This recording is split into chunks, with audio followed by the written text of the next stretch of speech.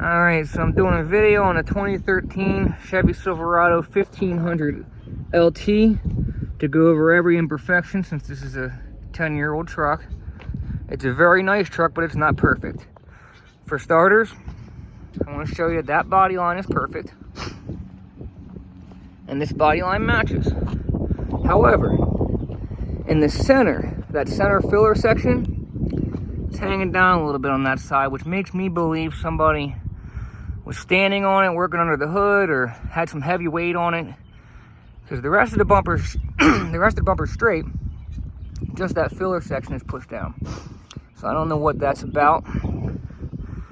The paint is very nice. My customer Bob, who I sold this truck to and bought it back from when he got his new truck, takes really good care of his vehicles. He just waxed and clay barred this truck. How you're looking at it is how he gave it to us. We did not detail it yet. And it is beautiful. This paint looks as nice as some of the new ones on the lot. It's got a tonneau cover. But inside, it doesn't have a bed liner because he didn't really haul much. But I guess the previous owner did because there's lots of scratches in here, which is normal for a truck without a bed liner.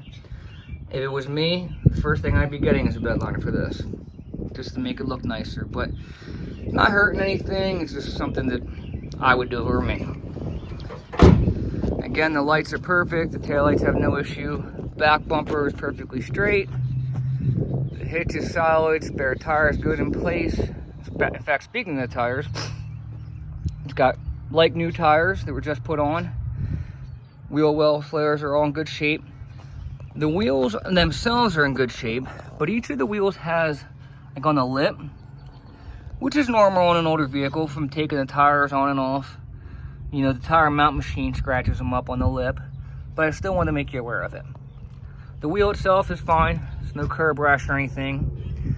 If it really bothered you, you know, there are ways to clean it up with a file or wire brush, but that's normal on any vehicle of this age.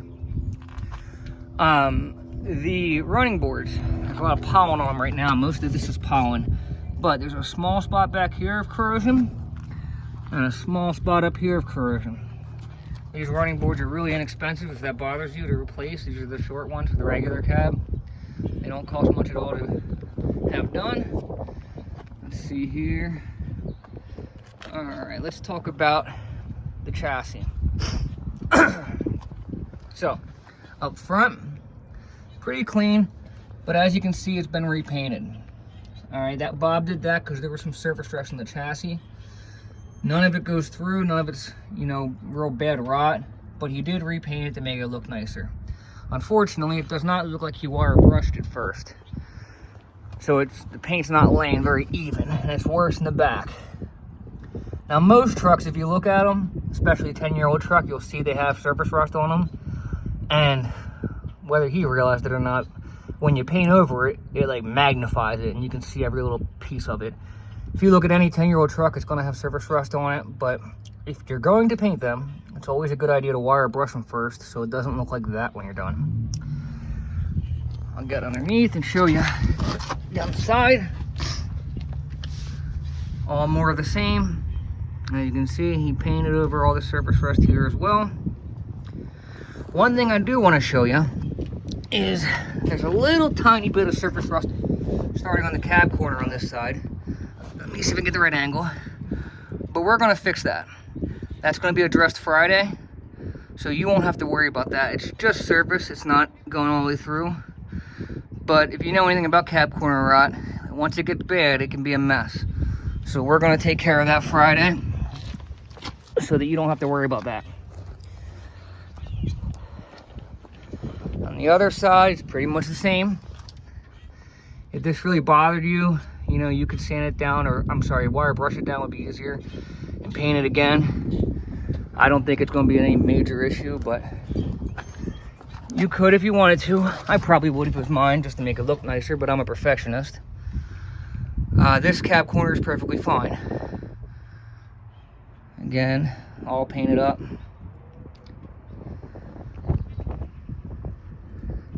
And then in this wheel well, like the front, it's a lot nicer, but still painted. And then mirrors are in good shape, rain guards are in good shape. As we talked about, the paint's in good shape. The interior looks brand new. Looks like it did in 2013. Absolutely flawless. It's got trailer brakes, even inside the console and cup holders. Again, this is how we got it. No cracks in the dash anywhere. I'm gonna start this truck up for us. Now this is the 5.3 liter, which is kind of rare in a regular cab. Most regular cabs are fleet trucks, so you get a lot of 6 cylinders and maybe 4.8 liters. You rarely get the optional 5.3 liter because it costs more money to get new.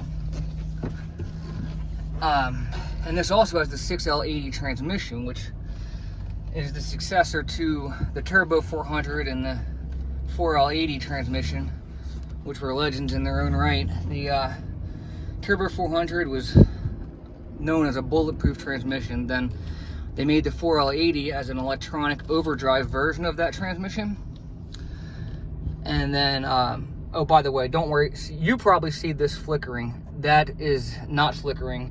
For some reason that happens on cameras. The odometer and any type of lights like that look as though they're flickering to you. But on my end, they're not flickering, they're solid. The 6L80 replaced the 4L80 when they needed to go up to something that could withstand more horsepower. The 4L80 was used back when these trucks only had like 275 horsepower or whatever it was. Now it's 315 horsepower, 335 foot-pounds of torque. So they had to get something a little stronger. Runs awesome. It's got shift on the fly, 4-wheel drive, including an auto option that works a lot like all-wheel drive. It's got tow mode with, you can shift the gears manually, 2 glove boxes, satellite radio equipped. Really nice truck. This is probably the most spotless 13 I've seen in a while. I mean, it's really, Bob took amazing care of this. The only reason he traded it in was because his wife just had knee surgery, and they needed something that sat lower to get in and out of, which I found in Colorado. But Bob was a retired police officer who spent more time detailing his truck than driving it, as you can tell. Let me show you under the hood.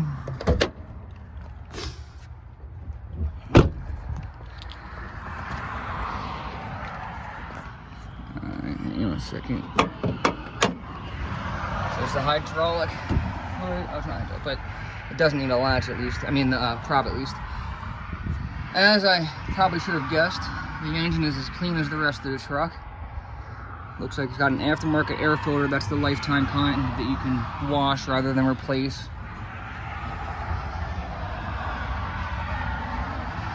But everything is spotless clean.